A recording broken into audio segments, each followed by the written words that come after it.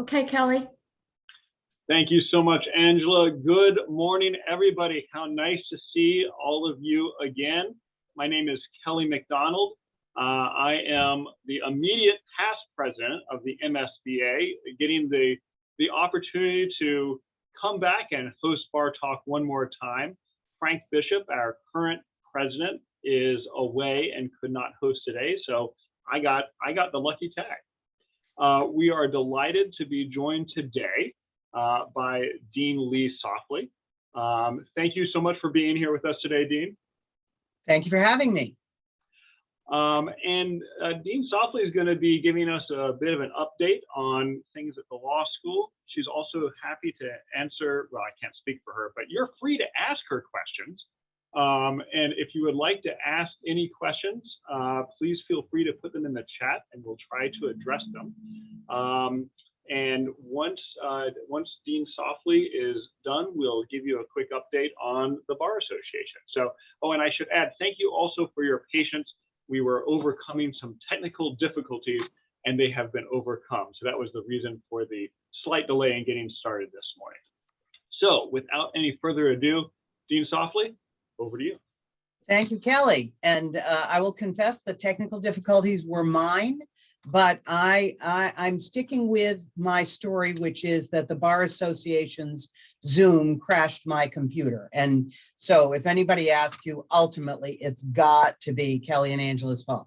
It's so wonderful to see all of you, even just to see your names in these little squares. I have this sense that the world is going to open up again soon.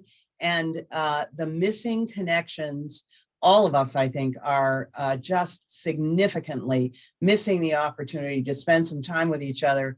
I want to commend the Bar Association, though, because these bar talks were actually brilliantly prescient, having the ability as every time several weeks to find a reason to connect and talk about things that are important in the midst of COVID has really been a wonderful project, and I appreciate it very much. I have to tell you, talking to you this morning and seeing Donald G. Alexander watching me speak has caused me a little bit of trepidation.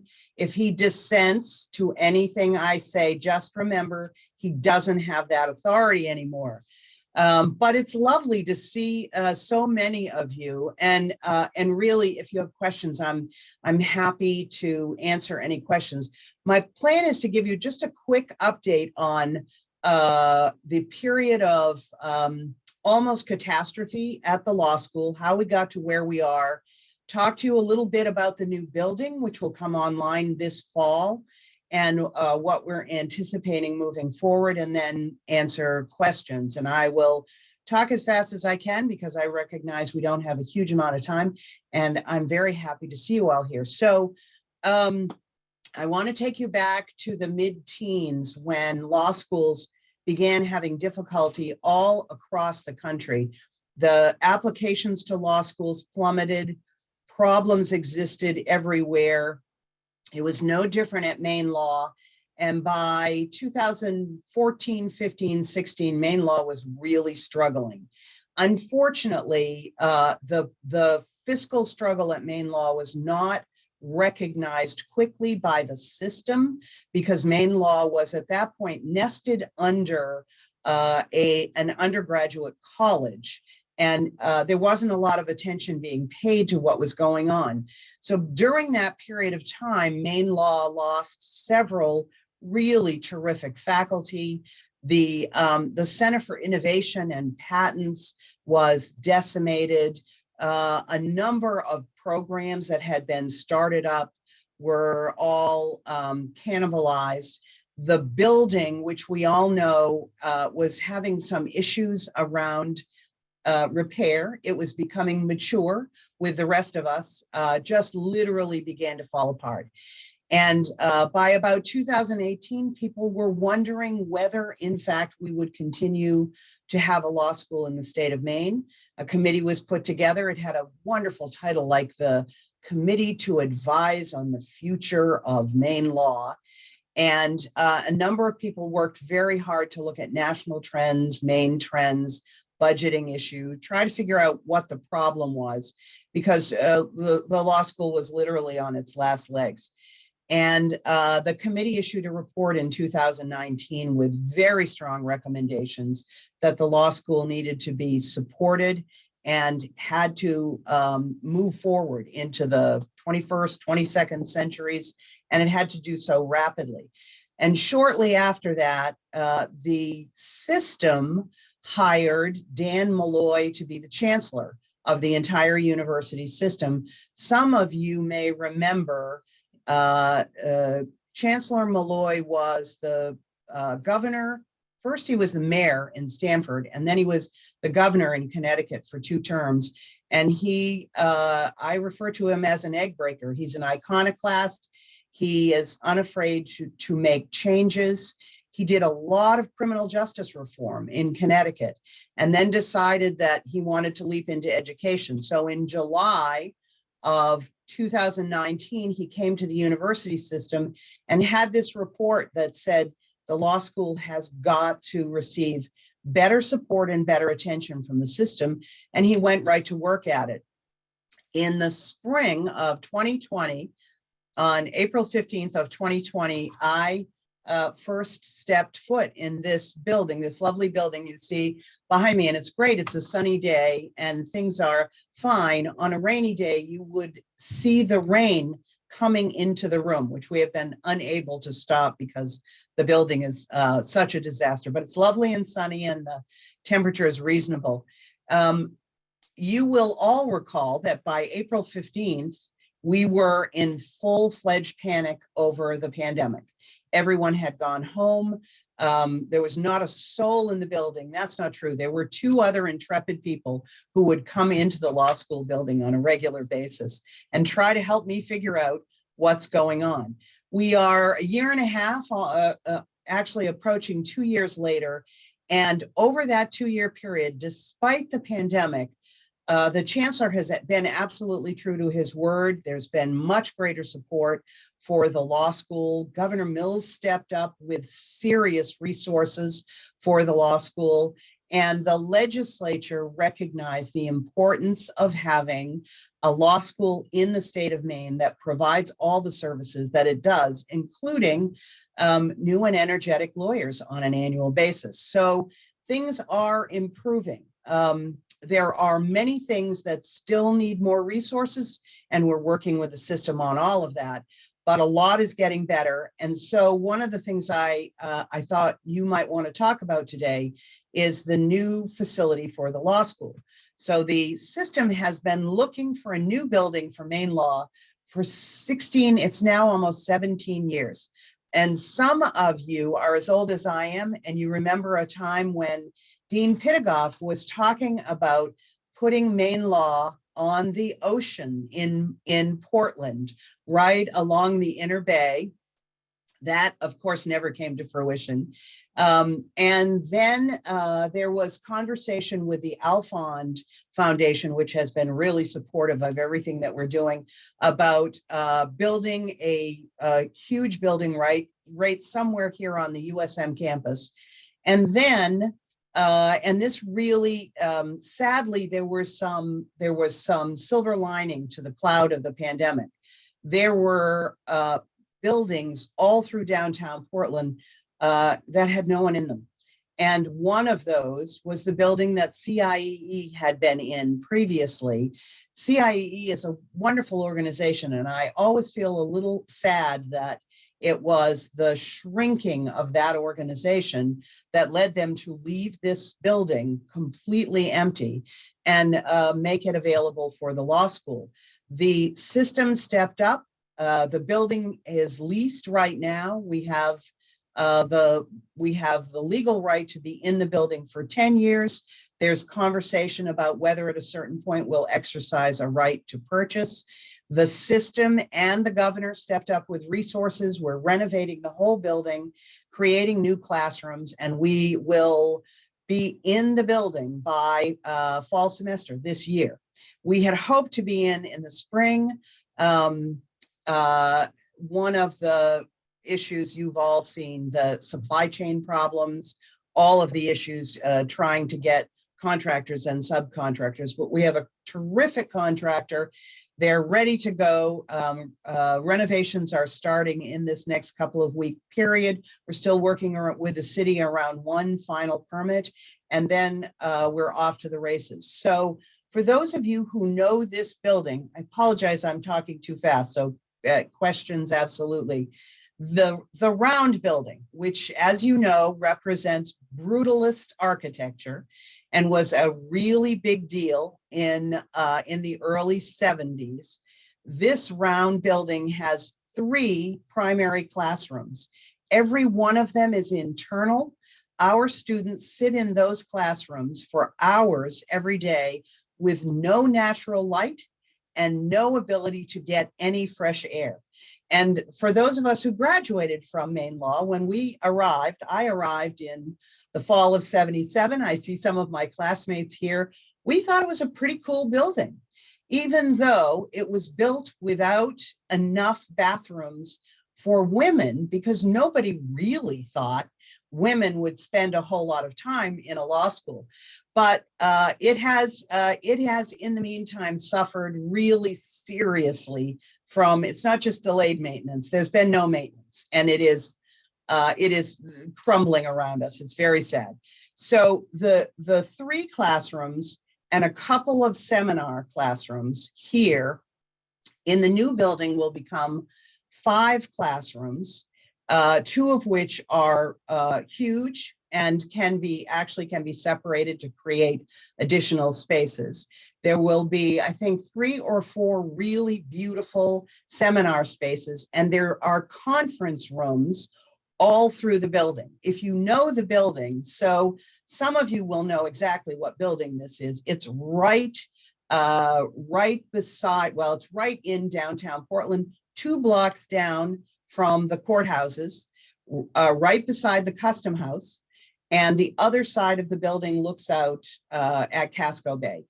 It's primarily glass, and it's got beautiful light coming through. As we design offices and classrooms and seminar spaces, we're building them all with enough transom lights so that the light continues to flood into the interior space. I'm a big believer in natural light, in great part because I never actually go outdoors, but I do like to be able to feel it inside the buildings I'm in.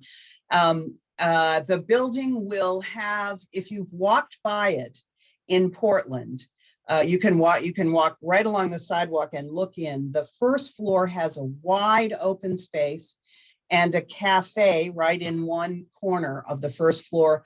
We are leaving that open space. It'll be filled with tables and chairs and couches and places for all of us to get together, to gather, to meet each other, to have coffee. So the students will have a very large gathering space. And on the 4th floor of the building, from front to back, will be a quiet study space that will have all of the law school's beautiful Thomas Mosher furniture in it, and then classrooms, seminar spaces.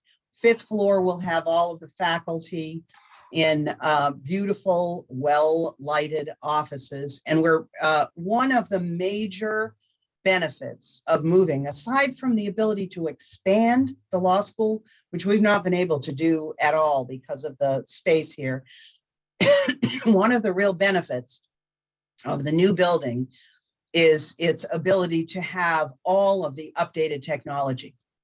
This is going to allow us to improve distance education, which we right now have a terrible problem.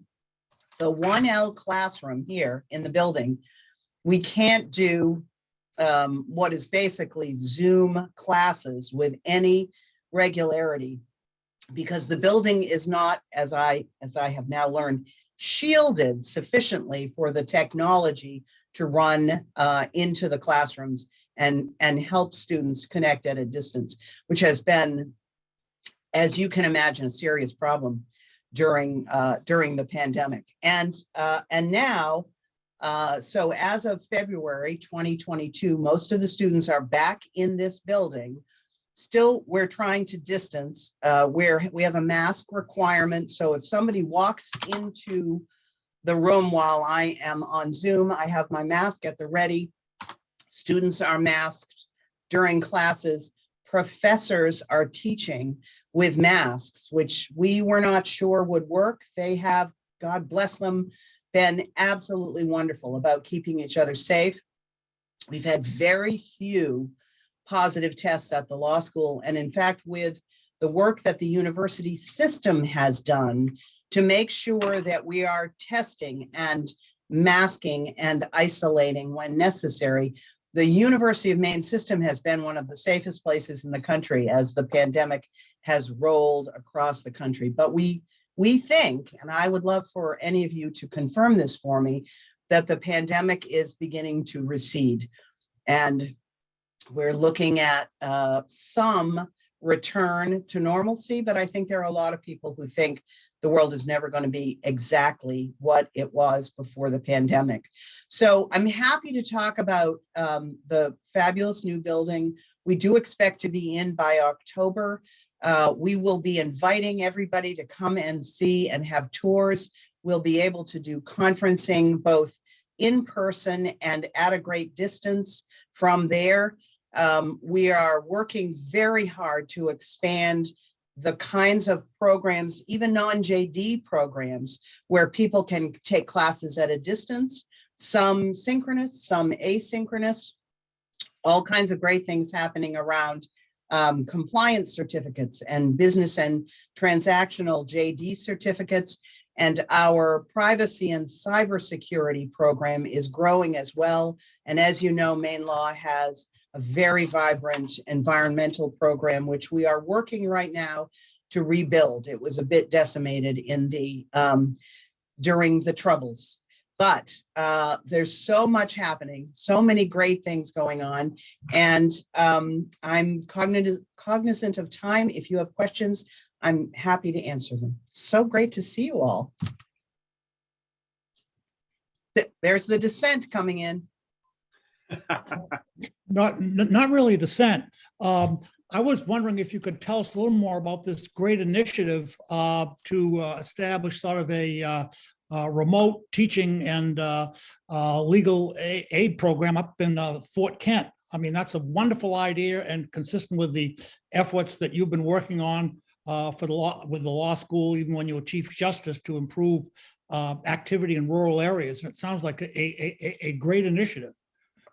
Thank you. See, that's a plan. Thank you for that question. All of the credit goes to Deirdre Smith, who has a vision of the ways that the clinic can improve the state of Maine that is just absolutely marvelous. And with Deirdre's assistance, we've actually put the plan together. If it's funded by the legislature this year, and we have tomorrow morning, we have a work session, and then we'll be at approps looking for funding.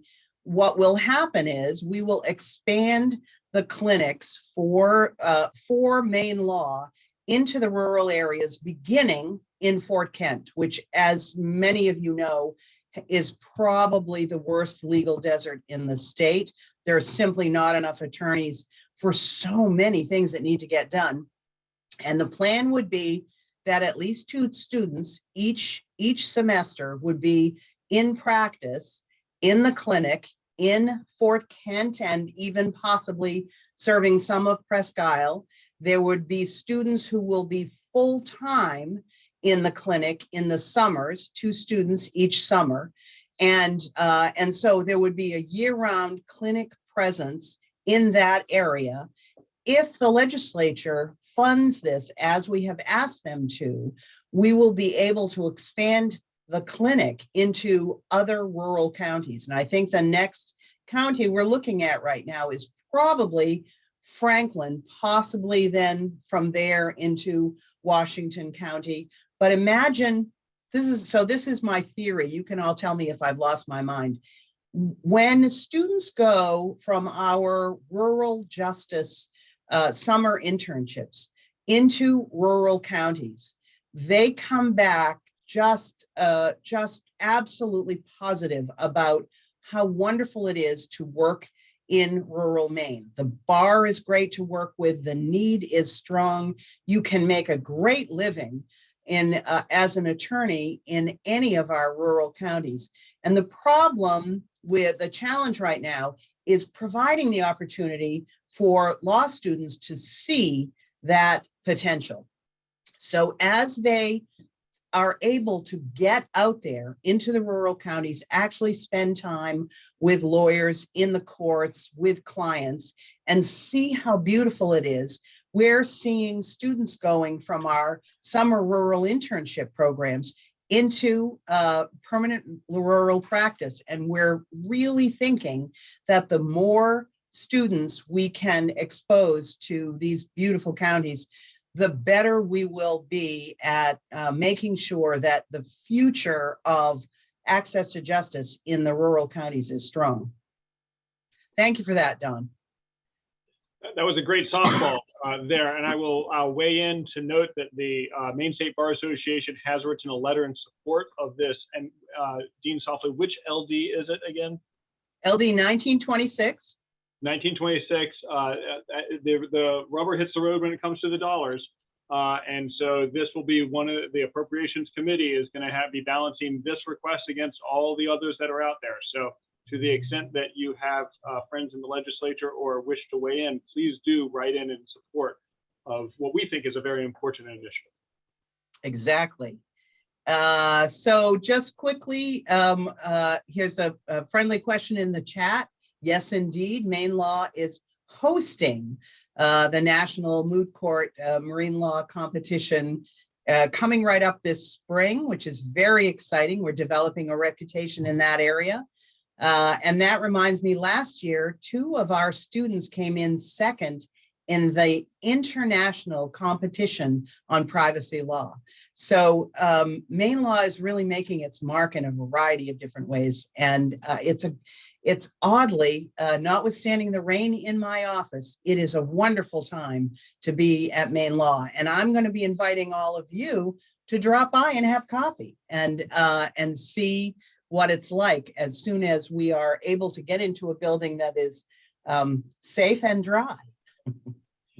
And I'll say, Dean Saufley, hearing about all the spaces that you're going to have in the new facility, it would be great to work with you and the law school on behalf of the State Bar Association and probably the Cumberland County Bar Association to hold CLEs there and bring some of our mature lawyers back to the law school and make use of it for the broader legal community. Fabulous idea, Kelly, and we're really looking at that in the way we're setting up the technology in a number of both the classrooms and the seminar spaces so that we can take advantage of the expertise in the bar and reach people not necessarily just in Maine. Fantastic. And then a follow-up on the moot court, you were asked how many states, and there's the answer. How many states and law schools are represented? And thanks to Bob, we know the answer. Well, it is reaching the 11:30 mark. And we want to be respectful of everybody's busy schedules. Dean Saufley, I really enjoyed that presentation. I just loved hearing about what's going on, and I'm really excited to see what happens next fall. Thank you, Kelly. We're all very excited to see what happens next fall. I keep referring to what we will be doing as joyous chaos. A move is a big deal. So we all have to put on our best patient approaches, and then we'll have just a fabulous building for all of us to connect in. It's wonderful to see you all. Everybody stay healthy. Fantastic. Well, thank you so much, Dean Saufley. We really appreciate you being here. So let's turn things over now to Angela. Angela, tell us what's going on with the Bar Association. Thank you. I'm going to be very quick because I know we're at 11:30 now. Just a reminder, the MSBA will be closed on Monday because it is President's Day. Some of you are still looking for your 2021 credits because at the end of February, you have to have those complete for the Board of Overseers. We do have CLE programs available daily. Look on our website, please. The Dean and Kelly and Justice Alexander mentioned some legislative stuff. We have provided testimony a few times already this year, and you can find our testimony on our website. Also the Rolona, which is the remote online notarization in report. A few of us were part of that committee. The Secretary of State has submitted that to the Judiciary Committee, and you can find that, excuse me, on their website. Please save the date for the Summer Bar Conference. Hoping it's going to be in person. June 15th through the 17th in Bar Harbor. We've sent out a blast to with the hotel information. You can reserve your room. And I believe we've also sent out a blast for program requests. And if we have not, we will be soon. We have. Okay, I thought we had. And also we've got another save the date. October 3rd, we're going to have a golf tournament at the Augusta Country Club. And we're co-sponsoring that with the Maine Society of CPAs and Maine Medical Association. So I think that could be a really good time. So keep that on your calendar. And as of right now, the next bar talk is scheduled for March 16th with Secretary of State Shenna Bellows. There may be a possible date change. We will keep you updated if that happens. Just be on the lookout. But for now, it is scheduled for March 16th. And Angela, that's all I have. If I could just add two things to your update on the legislative update. One of the big topics, as you may know, has to do with the probate courts. There is it's a hot topic, and many of you have opinions. And I want to thank you for sharing those opinions with us in the surveys that we have sent out. For those of you who practice in that area, I do encourage you to remain involved because that is a very active conversation going on right now at the legislature. And then finally, on the bar conference, I'll note that the blast requesting programming, there was a note there that said there's an earlier deadline than normal in order to get CLE credit approved. So we'd love to have your presentations. I just really hope I get to see all of you. That would be great fun. Angela, anything else from you? All right, again, Dean Saufley, thank you very much. Thank you everybody for being here today. Really enjoyed seeing all of you, and I hope you have a wonderful rest of your day. Take care. Thanks.